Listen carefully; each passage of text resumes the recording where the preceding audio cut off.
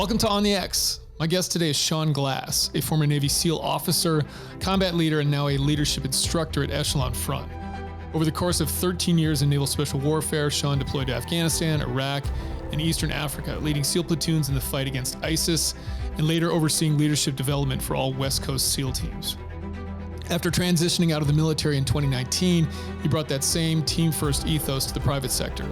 First as COO of a venture-backed construction tech startup, and then as co-founder of Primal Beef Company alongside Jocko Willink. Today, he works with organizations around the country to build high-performance teams that can lead and win in any environment. So here we go with Shawn Glass on the X.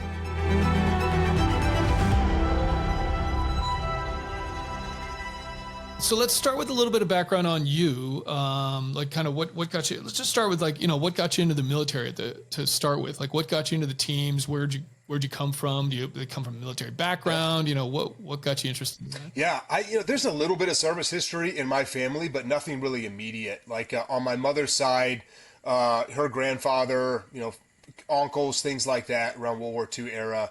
But as far as like my relatives, aunts, uncles, things like that, for me, we have not really any service history. So I grew up in a very small town in Texas, kind of actually outside of a small town on a farm. And what got me interested in the military is I read a book when I was 13 years old in the Corsicana, Texas Public Library called The Men with Green Faces. And after that, I was just kind of like, wait a minute, this is something that is potentially something you can do for a living. So I just implanted that book in the back of my mind. And then, back in 1993, 4, when I would have read that book, there wasn't a lot of other things out there about SEALs. There's no internet, there's no anything like that. So I basically just tried to read every single book I could about the SEAL teams. And the more I read about it, the more I was convinced that that's what I wanted to do. So after that, everything that I did kind of became focused on helping me get into the Navy to at least get my shot at going through BUD/S. So high school, college, both of those things, was very focused on trying to get into BUD/S. Went to Texas A&M, was not in the Corps, but there was a outfit within the Corps that was a handful of guys that were preparing for the potential to go to BUD/S, basically. So I would work out with them every morning. I was probably the world's lamest college student because I woke up at 4:15, I PT'd, I went to school, I worked, and then I went to bed.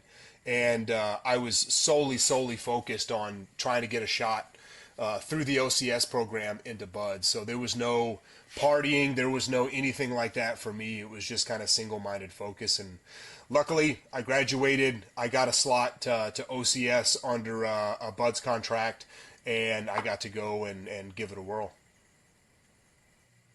Texas A&M is interesting. I just learned about the kind of oddities of that there are many. College. There is an SEC documentary on Netflix and football, SEC obviously, and they talk about Texas A&M. And I didn't know any of this. I'm not a big college football fan. I'm more of an NFL guy. Yeah. I went to the Naval Academy, so college football was certainly back, whatever that was at this point, 30 years ago almost. It was we were lucky if I think maybe I don't think we got to a bowl game when I was there. I can't remember, but so it just wasn't the thing that it is at schools like that. But Texas A&M is wild. It's got all sorts of interesting, the yell leaders, right? Yeah. Those guys with the coveralls on the side. And then that Corps of Cadets, what is that exactly? It didn't really explain what it is. So the Corps of Cadets is the largest, at A&M, is the largest non-military school, basically ROTC program in the country. So it's solely, just think of it as a massive ROTC program that services Army, Marines, Air Force, and Navy. I'd be interested to see if I haven't looked. I'm sure they probably have some Space Force program there now too. But it's just a giant ROTC program where if you're in the Corps, you're in the Corps. So your life is kind of the Corps, and then college is kind of your day job, if that makes sense. Okay. Yeah. Why didn't you do that? If the military was your thing and you wanted to, why didn't you go? Yeah, I knew I wanted to go and at least try to be in the SEAL teams. And if you join an ROTC program, you're not guaranteed to get the spot that you wanted. So in my mind, I was like, hey, if I don't get a slot out of college through OCS, I'm just going to enlist. and just go, the enlisted route where you can control your fate. So I was not willing to go to an ROTC program and then potentially get sent to a ship or some other place that I just did not really want any interest in going. And at least back then, I mean, A&M, I was at in-state tuition. A&M was, I think like 10 grand a year or something like that. So by working while I was in college, I was basically able to graduate with no debt. So there was no real incentive for me to want to go into an ROTC program.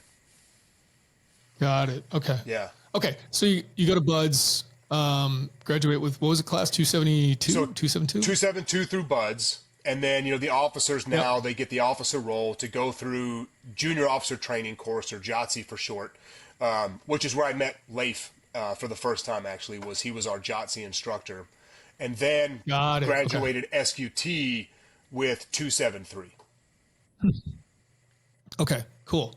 And then just brief overview of your time in the teams, where you went, to the extent you're willing to discuss it, but sure. Broad brush for people out there, like kind of where you went and teams you were at and stuff like that. Yeah, I have been very fortunate my entire career in the SEAL teams to be in good places and kind of the right place at the right time. So my first tour, a new guy tour, AOIC tour, was at SEAL Team 7.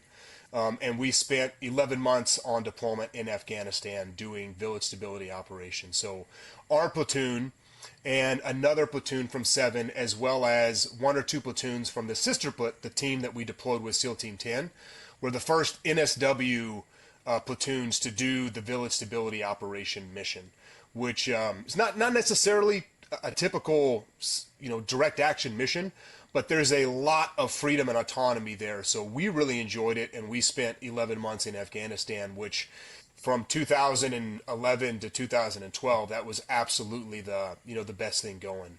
So I finished that tour. I was fortunate enough to get to stay at the team and go right into my platoon commander tour, which was not something that a lot of people got to do. So I was very fortunate in doing that. The second tour, I went to the crisis response element with my platoon, but ended up spending the majority of that tour down in Eastern Africa, supporting the Tier 1 unit and getting to do some cool stuff with them. And then post platoon commander, I asked, let's keep this train rolling. Let's just go right into my troop commander tour. And my XO, who's an awesome guy, was like, hey, man, you are way too junior to be a troop commander. You got to go and spend some time somewhere. So I asked if I could go to Buds and be a phase officer at Buds, and I was fortunate enough to get to go and do that. So I got to go and see behind the curtain of basic underwater demolition school and contribute to helping select the next generation of SEALs, which was an awesome tour, not just to be able to be a part of all that history, but to really get my first insight into training and what good training really looks like, and all of the very deliberate effort that goes into putting on good training. Because I'm sure, going through Buds as a student, it doesn't seem like much of anything is deliberate. It seems like everything is just engineered and chaotic to make you as miserable as possible. But on the backside of that, every single thing is very well thought out. Every single thing is very controlled, and there's a purpose, or a lot of times, 3, 4, 5 purposes to every single random thing that happens to someone throughout their Buds career. So learned a lot, got to get a little bit of the knowledge of what really goes on at a training command, and then from there I went and did my troop commander tour at SEAL Team 5, and I'm again fortunate enough to take 5 platoons on deployment over to Iraq from 2016 to 2017 and do the counter ISIS offensive in Mosul. So it was my troop that got to do the clearance of eastern Mosul, and during that 6 months they cleared up to Mosul, they cleared the entire eastern part of Mosul, and then we did the handshake with Team 7 when they relieved us, and they finished up the clearance of Mosul, the western part of the city. So again, as far as a dream deployment for a troop commander during that time, you could not get a better deployment. And I had just the best platoon commanders and the best platoon chiefs, and just SEAL Team 5, that tour in my book will always be something very, very special, just from the leadership of the SEAL team all the way down to the brand new guys. It was just an awesome, awesome team to be a part of. And I loved it so much, asked if I could stay again, do another troop commander, and my commanding officer, whose nickname is Beef, was like, "Hey, I love you for trying." Like, no, you're not doing another troop commander spot. But he said, "You can stay and be the OPSO if you want to." And I loved the team. I didn't want to leave, so I stayed. I did the OPSO job during the next tour, and then about halfway through my time as the operations officer, I got selected to go and be the OIC of the training command, so of Training Detachment 1. So I finished my career as the officer in charge of all of our wartime training for the West Coast SEAL teams, which was just, I mean, you talk about the best possible place to wrap up a career in the SEAL teams. The only thing the only thing that SEALs care more about than deploying is training. So to get to spend 2.5 years shaping training and running training and just getting to work with the best that our community has at that training command, from the master chiefs to the senior chiefs and the warrant officers and the individual operators that were there, pouring into the SEALs coming through training, was really a highlight of my career to get to be able to end at that training command. So that's about a 13-year career wrapped up into about a 2-minute little blurb there. So 13 years though, a lot of people at that point are like, okay, I got to make it to 20. I mean, for a lot of people. Now I'm part of the group that I was in the same boat. I got off active duty at the 14-year mark. And then I spent 6 years in reserves to get to that total 20-year time frame. But what made you get out at 13 years? Yeah. So it was kind of a twofold. One was the major determining factor was I've only ever had 2 goals for my life. One was to be a good SEAL, which hopefully I accomplished that, and one was to be a good dad. And at some point in time, those 2 things are very hard to do at the same time. So by my last tour, my wife and I had 5 children. So it was one of those things where you kind of look at the next 7 years, and up to that point, I had been very fortunate in the fact that I never moved. I just stayed in San Diego and went from one job that I really wanted to the next job that I really wanted. And while I was very fortunate to run the training command, basically what that meant for me was I was done with my executive officer tour, because that's an executive officer tour equivalency as the OIC of the training command. I was done with that at like the 12 and a half year mark. So I would not even get looked at for a commanding officer spot for about another 3.5 years. And then if I was fortunate enough to get selected for a commanding officer, you don't go in there the seat the next day. There's a wait list. You get put on the wait list. So I was looking at probably 5 to 6 years before, at the soonest, I would be back at an operational command. And in between that, there's going to be a lot of moves. There's going to be a lot of staff time away from the community, which, don't get me wrong, you can do a lot of good in all of those different roles. But when I looked at those 7 years versus looking at the time that I could spend with my family during those 7 years, it's really what kind of drove me to make the decision to get out at 13. And that was by far the hardest decision I've ever had to make, for a couple of reasons. One, it's all I ever wanted to do. And 2, I've been given every tour that I ever wanted in the Navy. So I had a lot of people that were very good advocates for me, that were watching after me, that were helping set me up for success. And I felt a little bit like I was letting those people down who had helped me out throughout my career. But when I finally made the decision to tell them, there was none of that. There was just all like, hey man, you're doing the right thing. Your family should always come first. So it was kind of a weight off of my shoulders, that there wasn't this feeling of like, oh man, we're losing this guy, and I invested a lot into him. So that's kind of the catalyst, is just, I wanted to be there for my kids, and they were starting to be the age where the deployments really, you could tell when dad wasn't around type thing. When I was a young guy in the SEAL teams, my kids were very, very young. So, now they were getting up there in age, and anytime I was away from them, you could really tell that it was, it wore on them a little bit. So that was the conscious decision was based on that. Did you have a job lined up?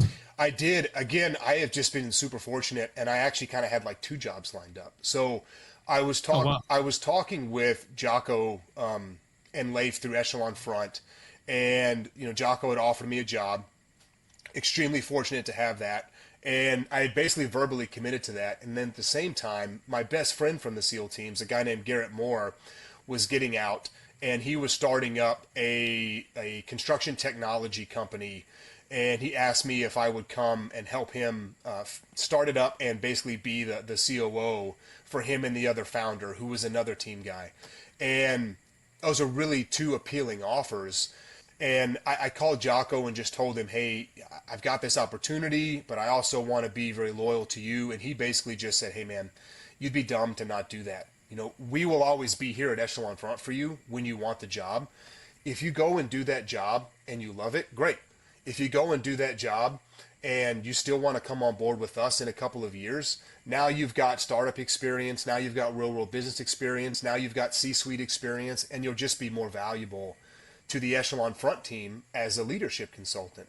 So with that, I went and took the job as the COO for 2 years, and then transitioned over to Echelon Front, where I've been since then. So I was very, very fortunate in when I decided to make the move out of the SEAL teams. I had these two opportunities that basically came to me almost right off the bat.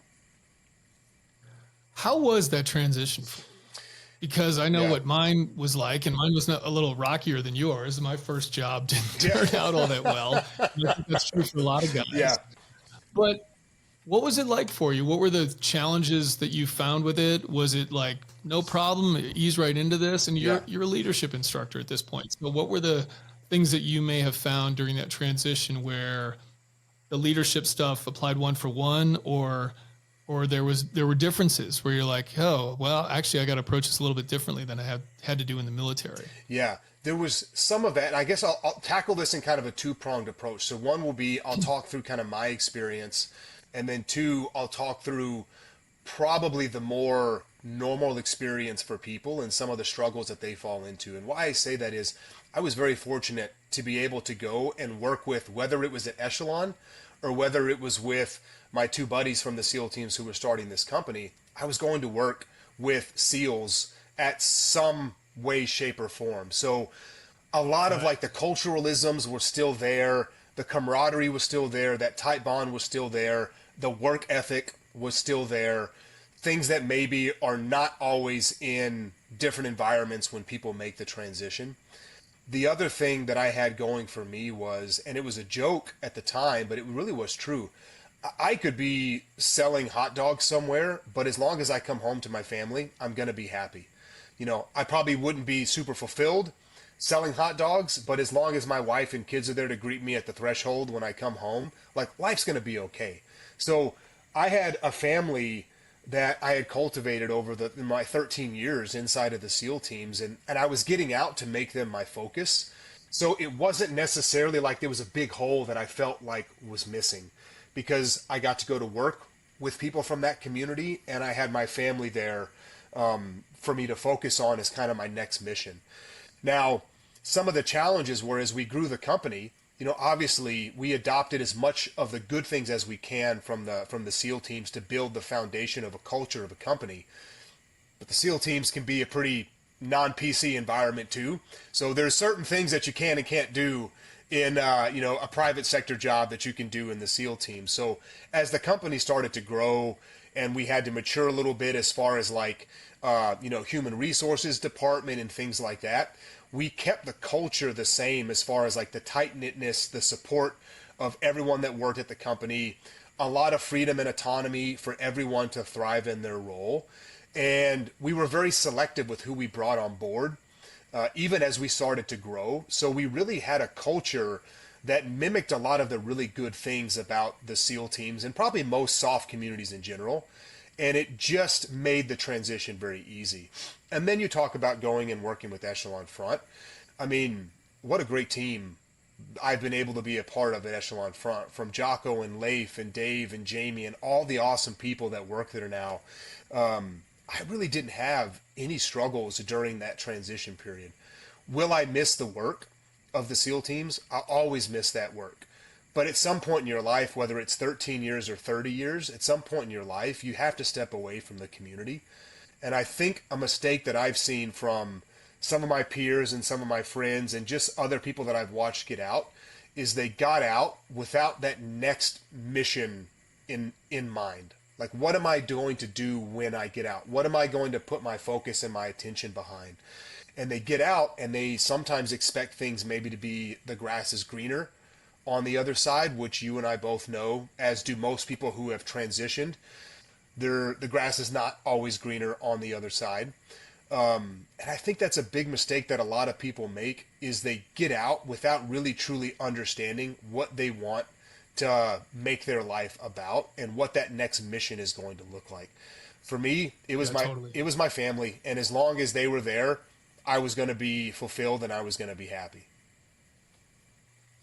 Yep. I totally agree with you on that. That I think that sort of codifying a purpose post-service is super important for people. I mean, it's one of these things that I wish they did at TAPS or some other out processing. I don't know what they do in the teams these days. And, we really didn't have any. It was just kind of like, see you later. Thanks for your service. TAPS, yeah, basically. But some kind of out processing. I honestly think that should be part of the system is, hey, we're going to make you write a personal mission, personal ethos, whatever you want to call it, maybe both, maybe those are two different things, to kind of get that back in the picture for you, really get back to your value system and like some kind of North Star. And it doesn't need to be, I want to go work for, construction technology, or I want to go do leadership training, but something that's more broad brush than that, that's kind of value based, I think could be so impactful for people getting out. I 100% agree, and I think the community does a better job of that now. It's still not perfect from what I experienced, and again, this was now 5 years ago, but it was much better approach to deliberately transitioning people. But here's another thing that I would say on this whole topic is you can't expect the Navy to do all of those things for you. And I think another mistake that people make is they're not cultivating anything outside of the SEAL teams while they're in the SEAL teams. And what I mean by that is, they're not cultivating friendships that are people that are not inside of the military or inside of the SEAL teams.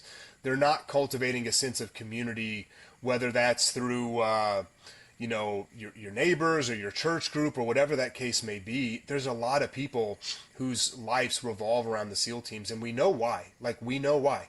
The SEAL teams is all encompassing, and it needs to be, because you have to be 100% focused on that job to keep your teammates alive when you go overseas.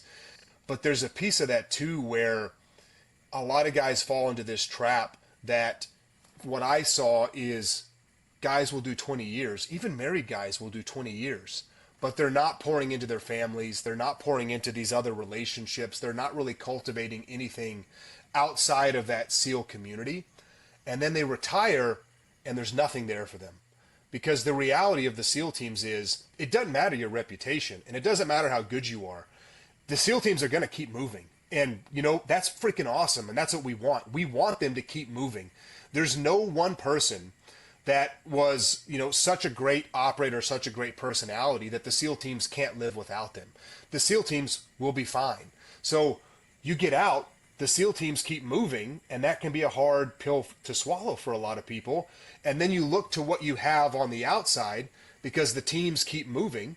And if you haven't built anything up, it can get really lonely and really isolating. And that's where guys get into a lot of problems. And, plenty of my good friends who are good people, good men, within a year or two of getting out, their marriages fall apart, they end in divorce. And the reason is, for the first time in 20 years, they're present.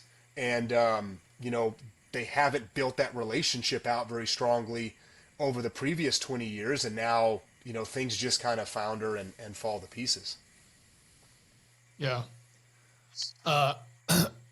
On the leadership thing, I'm interested in this because of the different roles you had in the teams. Now that you're sort of a leadership instructor full time, were there different ways you either consciously or unconsciously approached leadership when it came to being sort of more of a combat leader, platoon commander, troop commander versus training, right? Being a phase officer or, you know, your last career there at Training Command, like, were there different approaches that you were taking in those circumstances? I mean, it's all team guys. I get that. But like, since the environment can be a lot different. So I'm just curious on that. Yeah, there definitely was. And I think a piece of it for me was when I was a platoon commander, I only had, 3.5 years in the military when I took the seat over as a platoon commander. So I don't think I was being very deliberate in my leadership. I think I was leading by basically what I had seen work and just kind of things that I had picked up from being very fortunate to have a very squared away first troop commander, a very squared away first platoon commander, and a very squared away first platoon chief who really mentored me a lot during that my first tour. So I was kind of like going off of instinct, if that makes sense. And the tour went very well. Fast forward to the training command at the end of my career, much more deliberate in my leadership style. There was no kind of like winging it. There was no, oh, I feel like this is the right thing to do, let me go and do this. I had to be much more thought out in my approach. One, I'm leading a much larger group of people, and two, we're geographically dispersed all over the place. So Chris, if you're the land warfare master chief, man, I might only see you once a month. So that natural interaction that comes from us being in a platoon together every single day, and that credibility that hopefully I have with you through that relationship because we're with each other every day in a platoon, training and supporting each other, that's not there at the training command if I'm only seeing you once a month. So the times when I do see you and the times when I do get to sit down and talk with you, I had to be very deliberate about a couple of things. One was very deliberate about building that relationship out with you, because even in the military, everything really kind of revolves around that relational aspect. Chris, if you and I have a really good relationship with each other, there's a lot of trust in between us. And if I have to make a call as a leader that maybe you don't 100% agree with, that trust through that relationship can get us over that hump of maybe not seeing 100% eye to eye. But if we don't have a relationship with each other and there's not a lot of trust in between us because we only see each other, once a month, that little point of friction could become something really big that now is a hindrance to the whole training command. So I think the big difference for me was having to be much more thoughtful and very deliberate in my approach, knowing that I'm not going to see everybody every single day. I'm going to have to be very deliberate with the focus on the mission, very deliberate on the focus of my training philosophy and getting everybody on board with that. But then another huge piece of that was just I spent a lot more time listening as the officer in charge of training than I did as a platoon commander. And if I could go back and rewind and do my platoon commander tour all over again, I think the thing that I would do more, and I wasn't like not open to people's ideas, but I wasn't going and deliberately asking everybody, hey, what do you think we should do here? New guy, I want you to take charge of this run. Knowing that it's probably going to go terribly, but also knowing that's why we train, so that they can get experience.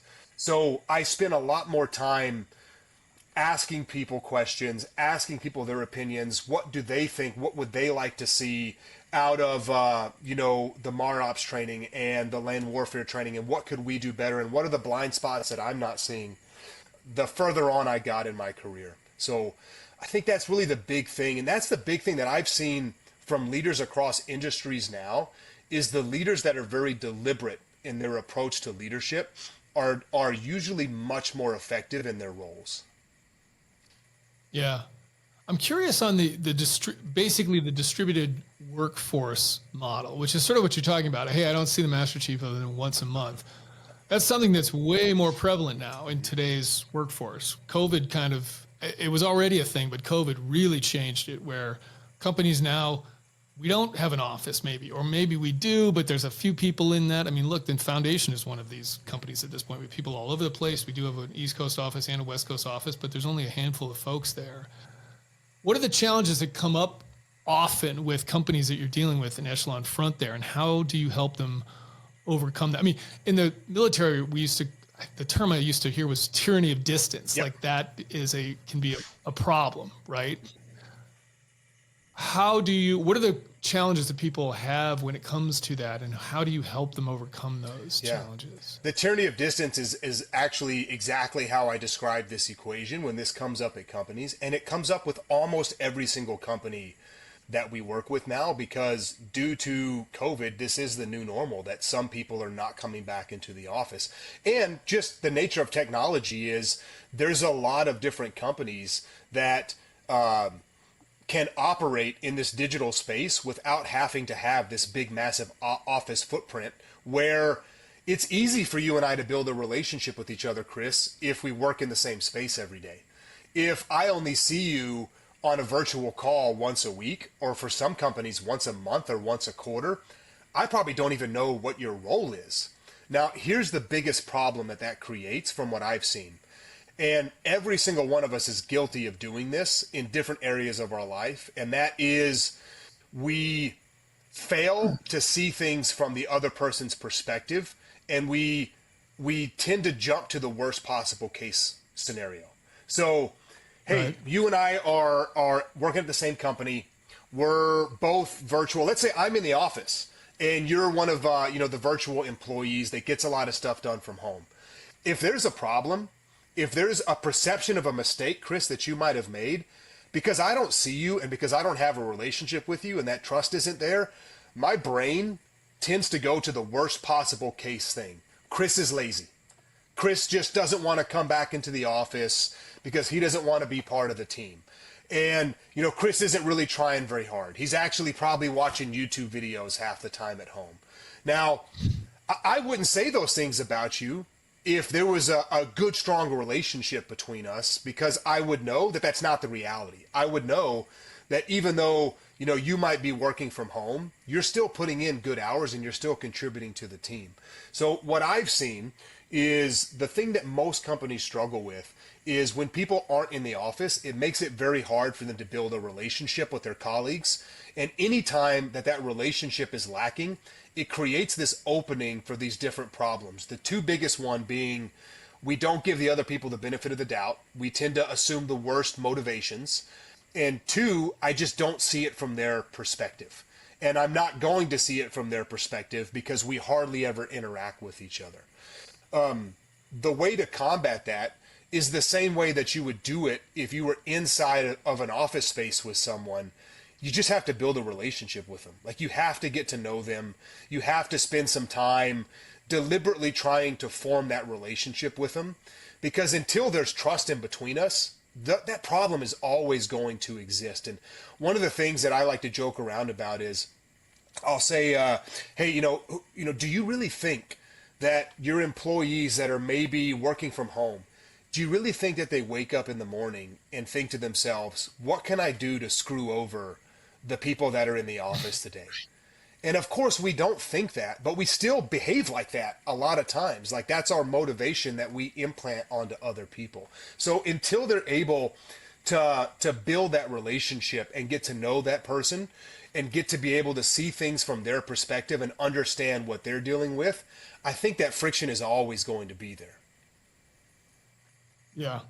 It's funny, my second civilian job, I ran a beverage company. I was a president of a beverage company, started a beverage company called Killcliff. And the CEO of that CEO, sorry. I mix those up all the time. Still to this day, I will say CO instead of CEO.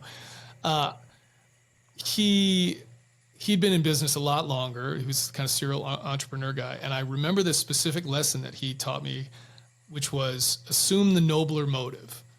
And I can't remember when he said that or if it was in a company meeting, but it was basically exactly what you're saying. It was like, assume that whatever this person is doing that you're irritated by is coming from the noblest of places, because it probably is. To your point, it's not them maniacally sitting there like, hey, how can I screw over this company, right? Like, how can all my evil plans come into play here? That's not what's going on.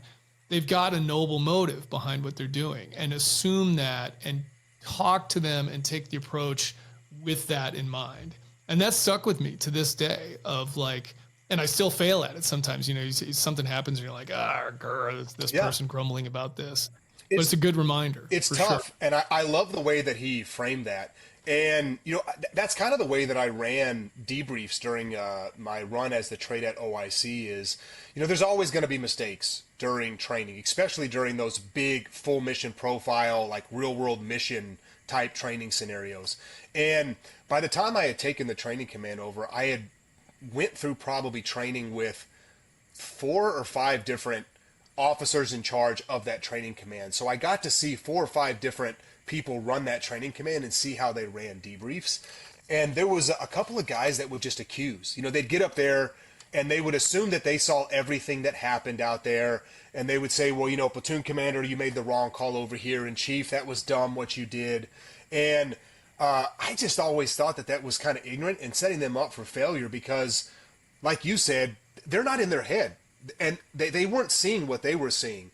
And, they don't really know the motivation behind why that call was made or the decision-making process that went behind it. So when I was running training, I would just ask the questions. I just say, hey, that looked like, from my perspective, it looked like this call was made. Just talk me through, what you were seeing when you made that call. And never once was anybody like, I just felt like making a really stupid call. Like, that's never what anybody was doing. They're dealing with real world scenarios with information flying at them really quickly and lots of different things going wrong. And they're trying to make good decisions in that really chaotic environment. Do they always make good decisions? No. Did I always make good decisions? No, absolutely not. But that's why we train, so we can talk about those things, talk about that decision-making process, and then give them some additional perspective to help them get better the next time they face that scenario. But you don't get that if you're just coming in and like accusing this person of doing that and accusing this person of doing that. So I really like that phraseology of assume the nobler intentions, because to your point, 99.9% of the time, that's exactly what's going on. Is they're trying to do the best they can with the training, resources, and information that they have at hand. Right. I don't think he made it up either. I think he got it from some book somewhere or something like that. But it's a good one. Nobler motive. I don't say anything that sounds cool that I made up either. It's all just, plagiarizing other smart people. Yeah. 100%. Yeah.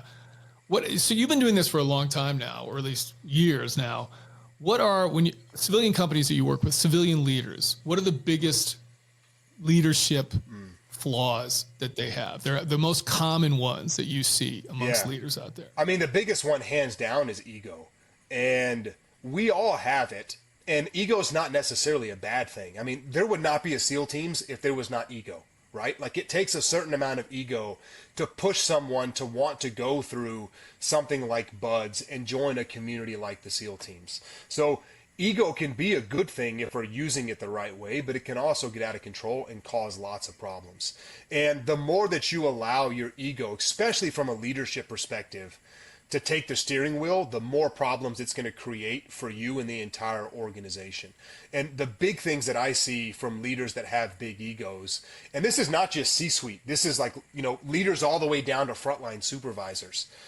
It takes the focus away from the mission, and it takes the focus away from the team. If we're in charge, my focus needs to be on accomplishing the mission, and how am I going to do that? By empowering the team. Like, it's not me, the OIC, that is accomplishing the mission. It's my guys that's accomplishing the mission. It's my job to set the conditions for them to go out there and do that and to contribute in my role, but they're the ones that are doing the heavy lifting on a day-to-day basis. So my job is to set them up to be able to accomplish the mission. But if I have a big ego, I'm not too concerned about the mission. I'm not overly concerned about them. Everything kind of becomes about me. You can't self-assess. You can't admit to when you make mistakes, and everybody makes mistakes. That's just a natural part of living. And the awesome thing about making a mistake is if you can control that ego and assess that mistake and why it happened, you actually get better, because now you've got more experience to draw from, because you're not going to make that same mistake over again. But the biggest one, hands down, personal one, is ego. And it's really hard for people to get past that ego. And then there's some big tactical ones that I see that we can talk through too. But ego is the biggest one that I see that just affects every single person on the team.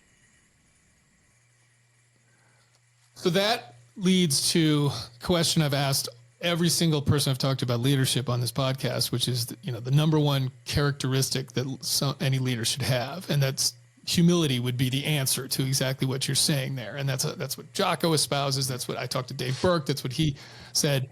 So I'm going to ask this question to you, but I'm going to strike that off the table. I'm going to force you to say something other than that. So those guys say, and by the way, agreed. Like, I think that, I don't know, actually. I've never sat down and thought, okay, what's the number one thing? But that's a good one for sure.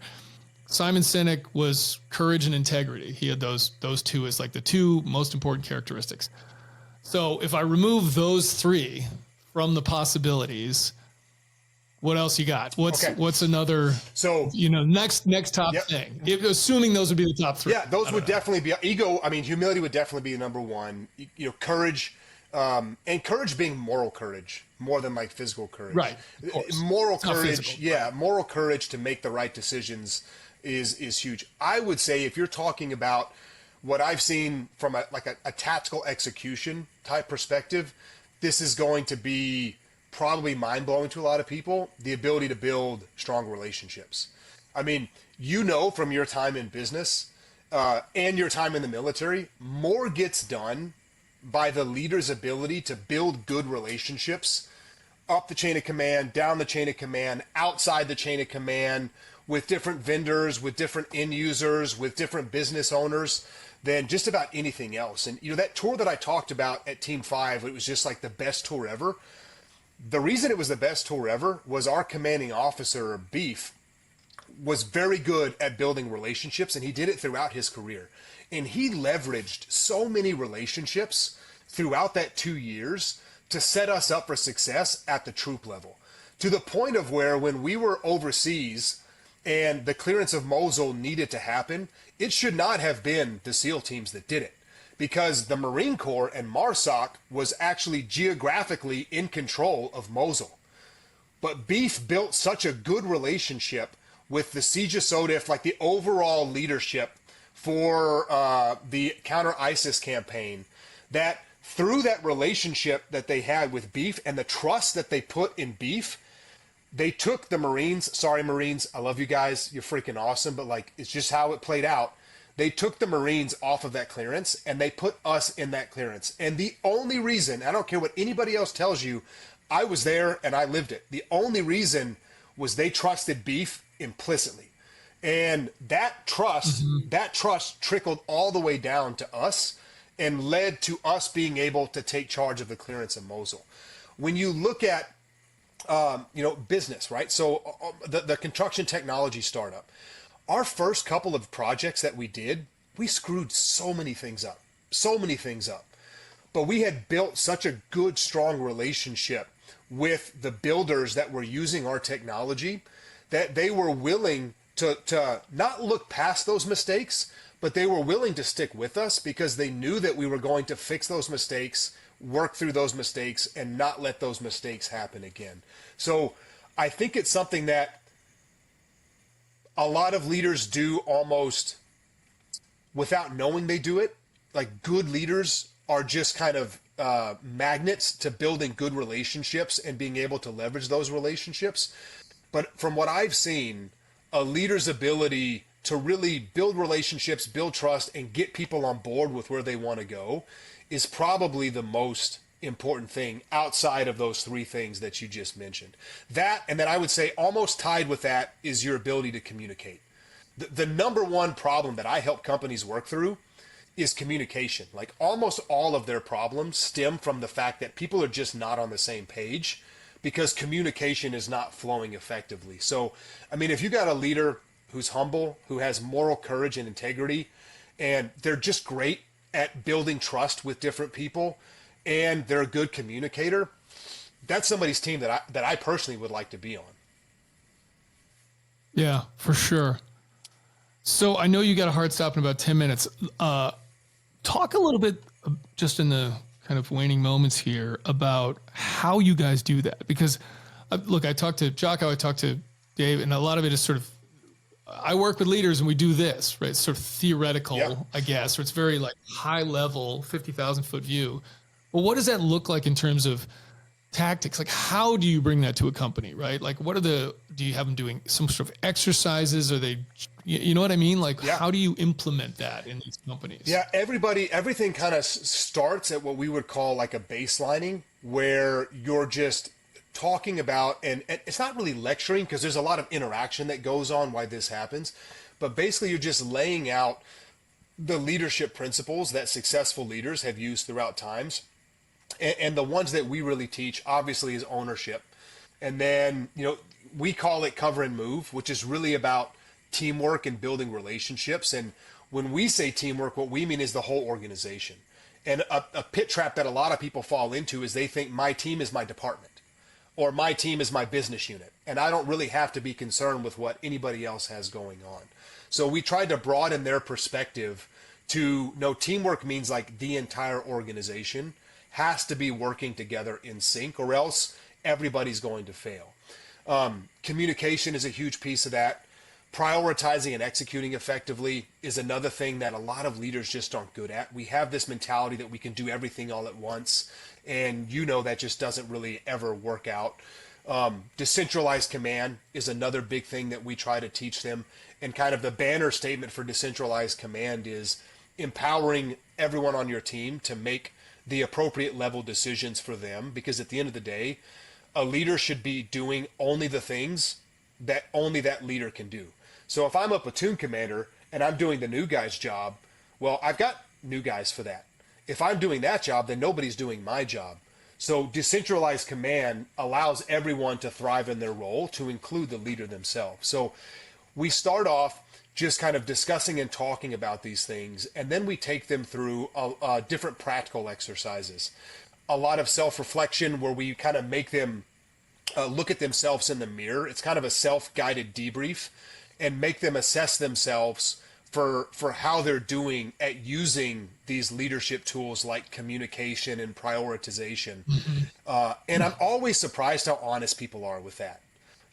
People typically don't, you have your outliers, but people typically don't give themselves great scores for that. They're pretty honest with themselves. So we set the tone of like what good leadership looks like. We have them assess themselves to open their minds up to the realization that they're doing some things probably really well, and then there's some areas for improvement in other ways. And then over the course of several different interactions with them, if we get to work with a company for that long, we go through different exercises, we go through different discussions and things like that. And the longer we work with the company, the more tailored it gets to the company, because the more I get to know Chris, and the more I, as the instructor, get to know the leadership team, and I get a peek behind the curtain to maybe what's causing some of those problems, and then we can diagnose those together. So it's a lot of exercises, a lot of self-assessments, and then just almost a lot of coaching as well from a detached perspective. Because, Chris, I could sit there and look at a plan for 2 days straight, and I could convince myself this is the perfect plan. And then, Chris, I hand you that plan, and what are you going to find within like 30 seconds of looking at that plan? Right. You're going to find mistakes. I'll find something screwed up. You're going to find something screwed up. So we as Echelon Front are very blessed because we are detached from all the emotion that goes on with these different problems. So it really allows us over time to pinpoint the root cause of these issues, and then to build out strategic plans with the leaders of that company to really address a lot of those issues. And the awesome thing about it is people are hungry for it. Like when a company invests in their leaders and provides them with leadership training, man, people are really hungry for that, and they really sink their teeth into it, and they try to make an improvement in their leadership style. That's at least been my experience. I've very rarely seen anyone that goes, I'm perfect, I don't need any of this stuff. How long are you typically working with a company? Is there a normal time frame? Not really, but the portion of Echelon Front that I work with, because we have kind of different focuses and business units as well. So we have an experiential training where they'll go and they'll do a lot of hands-on type things that reinforce the leadership lessons. We have kind of one-off engagements where sometimes we only get a day, or sometimes you might only get like an hour or two, maybe at a big event, to just talk about leadership for an hour and a half. I'm very fortunate because I get to work with the portion of our company that's more focused on long-term relationships with our clients. So like next week, I'm going to go and work with 2 companies that I've got to know very well over the course of a year. So I might get to spend a year, 2 years, 3 years with different companies. So it's kind of all over the place. It's depending on what the company wants to do. Our goal is to help that company reach their utmost leadership potential. And if they want us to be involved for 10 years, we'll be involved for 10 years. I think a lot of times what happens is it starts off as a one-off just to see how their team reacts to this leadership training. And then from there, that one-off usually turns into a longer-term engagement where they're bringing us back in to really focus on those pain point areas. What about size of company? Do you have a range of sizes of company, or is it anything? Anything's on the table? Anything's on the table. I mean, we work with, startups. We work with first responder units, all the way to, like, if you were to list off the top 10 companies on the planet, I think we work with like 6 of them. So the range and scope of a company. Really? Yeah. The range and scope of a company doesn't really matter. We will work with whatever company wants to improve their leaders. Like, that's our goal, is to just help people reach their maximum leadership potential. And if you've got 3 people on the team, we'll be there. If you've got 30,000 people on the team, we'll be there as well. It'll just take us. Echelon Front? It'll take us longer with the 30,000. The impossible ones, the difficult done immediately, the impossible done for extra, or whatever that was, right? Yeah. So we're about 55 total, but we only are about 13 of the consultants that will go and work with a company. The rest of our employees are a lot of backside support. We have a big online curriculum now, so the companies can leverage digital resources as well. So, we have a very limited number of instructors and consultants, so we can only be in 13 different places any given day. So by building out a big digital library, it allows companies to kind of fill in the gaps between times when we can get there in person to work with them as well. And the majority of the employees at Echelon Front, it's kind of like the codes at a SEAL team. All of your codes are enabling the SEAL platoon to get to where the front door is. And that's what our team does for us, is they're all working to help the instructors get to the company, and then to provide the company with all of the digital resources we possibly can to help continue their leadership journeys. What's the most, just last thing here, what's the most rewarding part for you? Like, what's the part that really lights you up about the job? Hands down, it's just getting to see how many awesome, and I say American companies because I work with mostly American companies, but I've worked with a handful of companies overseas as well, in Europe. Just getting to see all these awesome companies that are doing great things for our society. You've got these blue collar companies that are just building and building and building infrastructure, and they can't hire people fast enough to complete all of the work. And then you've got these tech companies that are just pushing, America out to the forefront again in all of these different realms. Then you've got these first responder units that are, putting their lives on the line every single day. So I get fired up just to meet these people and get to talk with them and hear about their experiences and see the good work that they're doing. And then hopefully, if I'm doing my job, give them some additional tools and resources to be better leaders, not just in the workplace, but also at home as well. Because, the same tools that I use to lead a company are the same tools that I need to use to lead my family as well. I have to prioritize things right with my family. I have to use decentralized command. I can't do everything for my kids. I've got to allow them to make their own mistakes. I've got to be a good communicator with my wife and with my kids, or else, there's going to be friction. So I really enjoy getting to see people and getting to help them along kind of this leadership journey that they're on. I forgot to give a 30 seconds, give a plug for Primal Beef and what's going on. Yeah, I forgot about Primal Beef with too. that company. Yeah, so Primal Beef is a all-American, all-natural beef company that Jocko, myself, my brother-in-law, and then my good friend Paul, who's the rancher, that we started about 2 years ago. And the reason we started it was the American food system, specifically the beef system, has been broken now for 30 or 40 years. There's 4 large, massive conglomerate companies that control like 90% of beef production inside the United States, and everything that they do is basically for volume and not for quality. So they're pumping cows full of artificial hormones to get them to grow faster. They're pumping them full of antibiotics because they're raising them in these really unhealthy environments. And the reality is, with the internet, we should have the ability for every single American to be able to source beef directly from the farmer or directly from the rancher, and cut out these big conglomerations who are only really worried about the bottom line profit and not what's best for the consumer. So Primal Beef is an e-commerce beef business. We source all of our beef from one farm right here in the Shenandoah Valley. It's all American, it's all natural, so there's no hormones, there's no antibiotics, it's ethically raised, and you can get on primalbeef.com and you can order different boxes of beef, or you can just build your own box with the cuts that you want in there. You can get the best beef jerky you're ever going to have, and you can feel good about feeding it to your family. One, because you know that animal was well raised, you know it was well treated, you know what's not in that beef as far as all the artificial crap that they pump into beef nowadays. And then the last thing that we did is, Jocko and I wanted this to be something where we can not only help the American public, but we wanted to be able to help our SEAL teammates as well. So we partnered with the C4 Foundation, and anytime we sell a box of beef, we donate a cut of beef from our supply, so the customer's not paying for it. It's coming out of our supply. We donate a cut of beef to an active duty SEAL team family through the C4 Foundation.